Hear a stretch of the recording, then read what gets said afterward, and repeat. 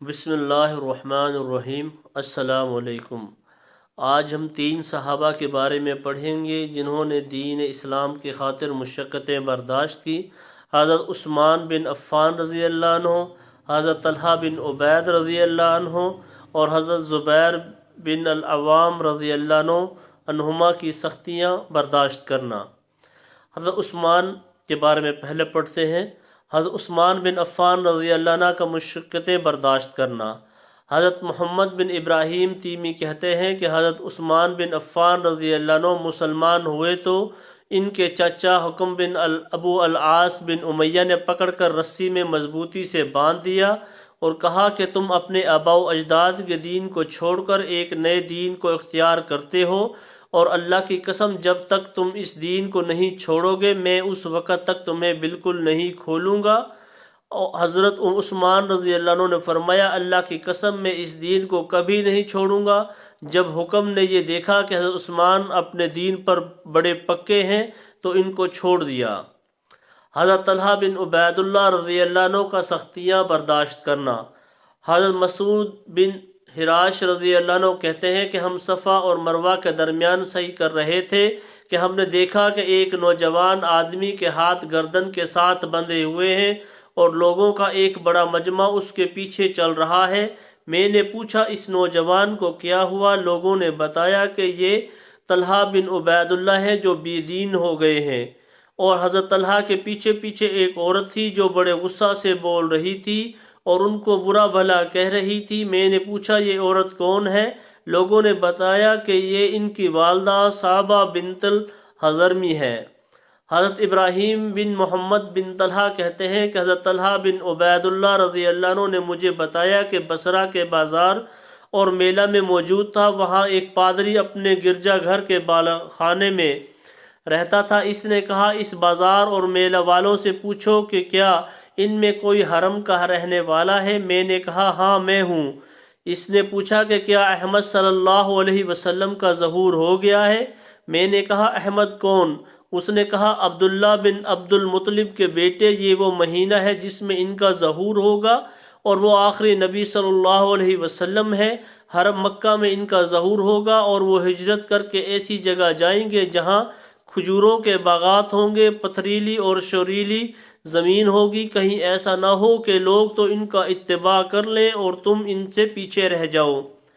حضرت طلحہ رضی اللہ عنہ فرماتے ہیں کہ اس کی بات میرے دل کو لگی اور میں وہاں سے تیزی سے چلا اور مکہ پہنچ گیا، اور میں نے پوچھا کوئی نئی بات پیش آئی ہے؟ انہوں نے کہا ہاں، محمد بن عبداللہ صلی اللہ علیہ وسلم جو امین کے لقب سے مشہور ہیں، انہوں نے نبوت کا دعویٰ کیا ہے اور ابن ابی قحافہ نے ان کا اتباع کیا ہے۔ چنانچہ میں حضرت ابو بکر رضی اللہ عنہ کے پاس گیا اور میں نے کہا کیا آپ نے اس آدمی کا اتباع کر لیا؟ انہوں نے کہا ہاں، تم بھی ان کی خدمت میں جاؤ اور ان کا اتباع کر لو کیونکہ وہ حق پر ہیں، حق کی دعوت دیتے ہیں۔ حضرت طلحہ نے حضرت ابو بکر رضی اللہ عنہ کو اس پادری کی بات بتائی۔ حضرت ابو بکر حضرت طلحہ رضی اللہ عنہ کو حضور صلی اللہ علیہ وسلم کی خدمت میں لے گئے۔ وہاں حضرت طلحہ مسلمان ہو گئے اور انہوں نے حضور صلی اللہ علیہ وسلم کو بھی اس پادری کی بات بتائی، جس سے حضور صلی اللہ علیہ وسلم کو بہت خوشی ہوئی۔ جب حضرت ابو بکر حضرت طلحہ دونوں مسلمان ہو گئے تو ان دونوں کو نوفل بن خویلد بن العدویہ نے پکڑ کر ایک رسی میں باندھ دیا اور بنو تیم نے ان دونوں کو نہ بچایا۔ نوفل بن خویلد کو مشیر قریش کہا جاتا تھا۔ ایک رسی میں باندھے جانے کی وجہ سے حضرت ابو بکر اور حضرت طلحہ رضی اللہ عنہ کو قرینین یعنی دو ساتھی کہا جاتا ہے۔ امام بہقی کی روایت میں یہ بھی ہے کہ حضور صلی اللہ علیہ وسلم نے یہ دعا مانگی، اے اللہ ہمیں ابن العدویہ کے شر سے بچا۔ حضرت زبیر بن العوام رضی اللہ عنہ کا سختیاں برداشت کرنا۔ حضرت ابو الاسود کہتے ہیں کہ حضرت زبیر بن عوام رضی اللہ عنہ 8 سال کی عمر میں مسلمان ہوئے اور 18 سال کی عمر میں انہوں نے ہجرت کی۔ ان کے چچا ان کو چٹائی میں لپیٹ دیتے اور ان کو آگ کی دھونی دیتے اور کہتے کفر کی طرف لوٹ آؤ۔ حضرت زبیر رضی اللہ عنہ کہتے میں کبھی کافر نہ بنوں گا۔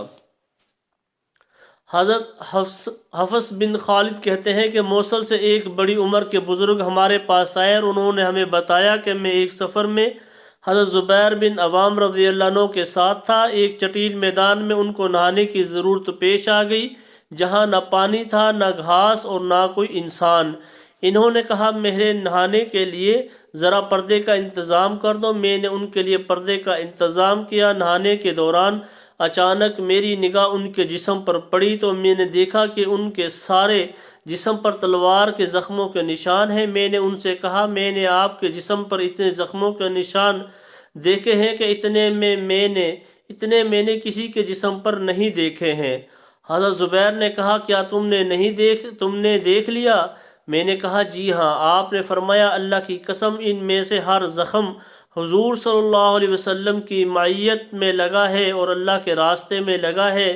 حضرت علی بن زید کہتے ہیں کہ جس آدمی نے حضرت زبیر بن عوام رضی اللہ عنہ کو دیکھا اس نے مجھے بتایا کہ ان کے سینے پر آنکھ کی طرح نیزے اور تیر کے زخموں کے نشان تھے۔ جو کچھ پڑھا ہے اللہ تعالی ہم سب کو اس پر عمل کی توفیق عطا فرمائے۔ کل جو ہمارا موضوع ہے وہ ہے حضرت مؤذن رسول حضرت بلال بن رباح رضی اللہ عنہ کا سختیاں برداشت کرنا۔ السلام علیکم۔